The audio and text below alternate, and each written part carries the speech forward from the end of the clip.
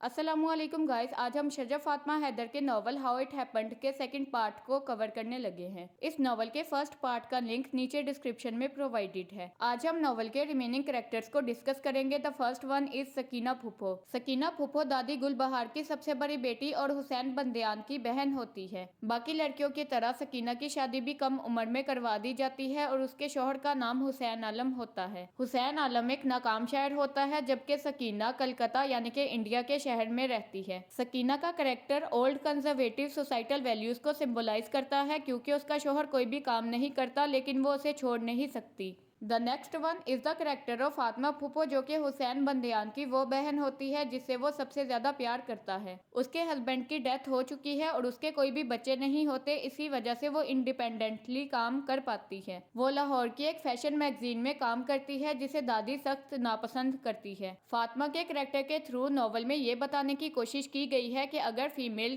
Society में independence चाहती हैं तो वो मेल करेक्टर्स के बगैर ही हासिल कर पाती हैं। फातिमा के हस्बैंड की डेथ हो चुकी है, मगर सोसाइटी के स्ट्रिक्ट रूल्स की वजह से उसे दोबारा शादी करने की इजाजत नहीं दी जाती। इससे ये साबित होता है कि सोसाइटी किसी न किसी तरीके से फीमेल्स को कंट्रोल कर रही है। क्योंकि फातिमा एक इंडिपेंडेंट लाइफ गुजार रही है, जिसकी वजह से उसे मॉडर्न और फेमिनिस्ट लेडी कंसीडर किया जाता है, मगर दादी को उसकी लिबरल मेंटेलिटी से बहुत ज्यादा एतराज होता है। फातिमा का करेक्टर सोसाइटी की ओल्ड वैल्यूज और ट्रेडिशंस में आने वाले चेंज को सिंबलाइज करता है। The next one is the character of Zainab फूफो, जिसकी शादी करीम से करवा दी जाती है, जो कि एक स्टॉक ब्रोकर है। स्टॉक ब्रोकर्स ऐसे लोगों को कहा जाता है जो कि दूसरे मुल्कों में चीजों को बेचते हैं और कमीशन हासिल करते हैं। ज़ैनब फूफो के 5 बच्चे हैं जो कि कनाडा में रहते हैं और वहीं पर उनकी परवरिश की गई है। इस तरह ज़ैनब फूफो और उनकी फैमिली कल्चरल चेंज को सिंबलाइज करते हैं। The next one is the character of Rania फूफो, जिसे सुलेमान पहली ही नजर देखकर पसंद कर लेते हैं और बाद में उनकी शादी करवा दी जाती है। रानिया फूफो अपनी शादी के लिए बहुत ज्यादा एहतजाज भी करती हैं। The next one is the character of Haseena फूफो, जिनका नाम उनकी पर्सनैलिटी से बिल्कुल उलट है।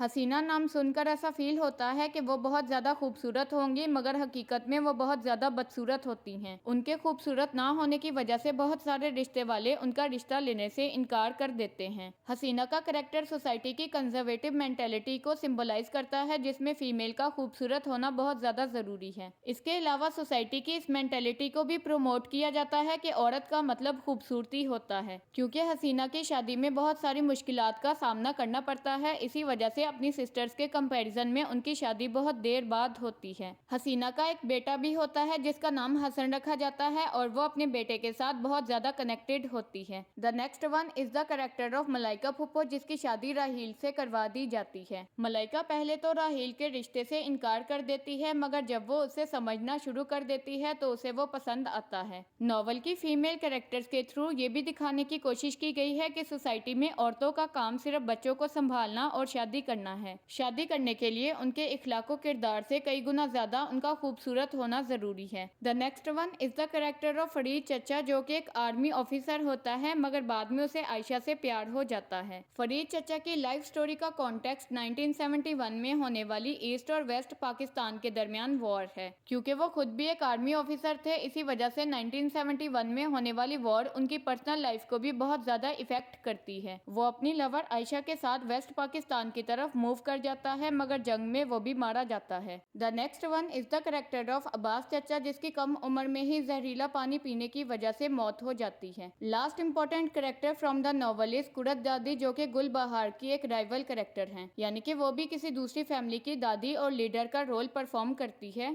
लेकिन वो गुलबहार से बिल्कुल अपोजिट होती है, यानी कि वो अपने बच्चों की खुशियों का ख्याल रखती है। ना तो वो गुलबहार की तरह अपनी मर्जी दूसरों पर मुसल्लत करती है और ना ही वो नैरो मेंटेलिटी की मालिक होती है। मॉडर्न थॉट रखने की वजह से गुलबहार उसे बिल्कुल भी पसंद नहीं करती, लेकिन वो बंदियान फैमिली की एक दूर की रिश्तेदार होती है। उसका बेटा उसकी मर्जी से एक अफ्रीकन लेडी जिसका नाम देसरी होता है उससे शादी कर लेता है। बाद में जब वो अफ्रीकन लड़की इस्लाम कबूल कर लेती है तो वो अपना नाम तब्दील करके मरियम रख लेती है। कुरत दादी की बेटी का नाम परवीन नौरीन, पोती का नाम नौरीन जबकि बहू का नाम देसरी होता है, जिसका नाम बाद में तब्दील करके मरियम रख दिया जाता है। अब हम कैरेक्टर्स को समराइज करवाते हुए इस नॉवल में यूज होने वाली 3 जनरेशंस के बारे में आपको बताएंगे। फर्स्ट जनरेशन में दादी गुलबहार और कुरत दादी आती हैं। सेकंड जनरेशन में उनके बच्चे आते हैं। कुरत दादी की फैमिली में परवीन, उनका बेटा और मरियम आते हैं, जबकि गुलबहार दादी की फैमिली में हुसैन, फातिमा, फरीद, रानिया, मलाइका, सलीहा की माँ सकीना, जैनब, अब्बास और फरीद शामिल हैं। थर्ड जनरेशन में आगे उनके बच्चे आते हैं, जिनमें सलीहा, नौरीन, हारून भाई, जेबा बाजी और साइमा शामिल हैं। आई होप आपको कैरेक्टर्स अच्छे से समझ आ गए होंगे। अब हम इस नॉवल के टाइटल की सिग्निफिकेंस को डिस्कस करेंगे। Title how it happened society के ओल्ड नॉर्म्स और ट्रेडिशंस में आने वाले चेंज पर क्वेश्चन रेज करता है।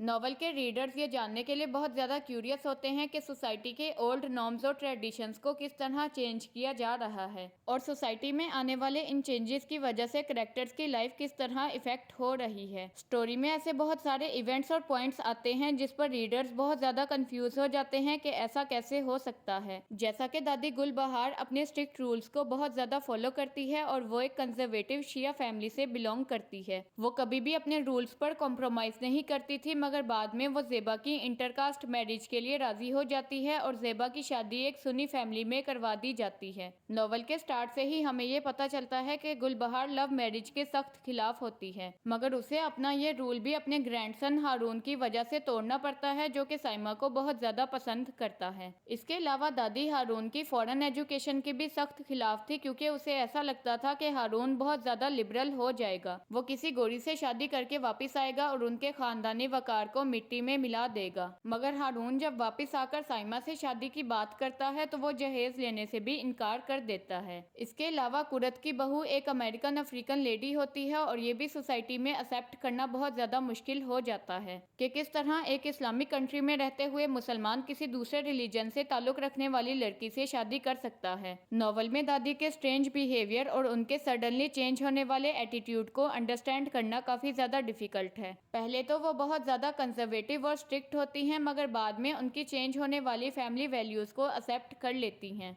अगर सालिहा और शज़फ के पॉइंट ऑफ व्यू को देखा जाए तो वो इस बात पर हैरान होती हैं कि किस तरह लव मैरिज को अरेंज मैरिज में कन्वर्ट किया जाता है। इसी तरह दो लोग जो कि एक दूसरे को पहले कभी जानते भी नहीं होते, वो किस तरह चंद लम्हों की मुलाकात में एक दूसरे के साथ पूरी जिंदगी गुजारने का वादा कर लेते हैं। और अगर रीडर्स के पॉइंट ऑफ व्यू से हाउ इट हैपेंड को जज किया जाए तो वो ये कहते हैं कि किस तरह शज़फ फातिमा हैदर ने स्ट्रीम ऑफ कॉन्शियसनेस की टेक्निक और नॉन लीनियर प्लॉट को यूज करते हुए इस स्टोरी को इतना ज्यादा इंटरेस्टिंग बनाया है, क्योंकि जिस नॉवल में स्ट्रीम ऑफ कॉन्शियसनेस की टेक्निक और नॉन लीनियर प्लॉट होता है उसे अंडरस्टैंड करने में रीडर्स को काफी ज्यादा डिफिकल्टी होती है। मगर शज़फ फातिमा हैदर ने किस तरह इस नॉवल के इवेंट्स को इतना ज्यादा ब्यूटीफुली निट किया है कि सारे इवेंट्स कनेक्टेड नजर आते हैं। सालिहा की तरह रीडर्स भी अपनी इस कन्फ्यूजन को दूर करना चाहते हैं, मगर वो नहीं कर पाते। So that's all for today. इंशाल्लाह we will engage in some next video. Till then, अल्लाह हाफिज।